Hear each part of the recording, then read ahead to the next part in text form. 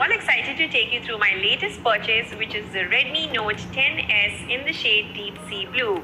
I've been using it for a few weeks now. Let me take you through its features.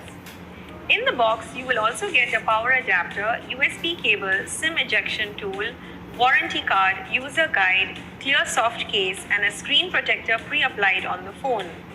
This phone comes with a 6.43-inch screen and a full HD plus Super AMOLED dot display for an immersive viewing experience.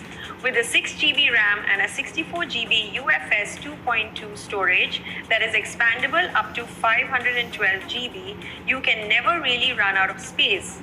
The phone is Alexa hands-free capable, and you can play music, make calls, hear the news, open apps, navigate, and more using just your voice commands.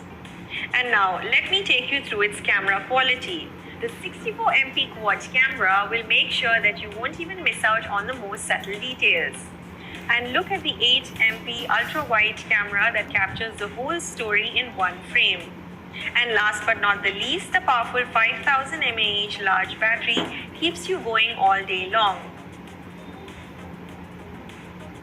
With its cutting-edge technology and really good height specs, the Redmi Note 10S is definitely for the next gen.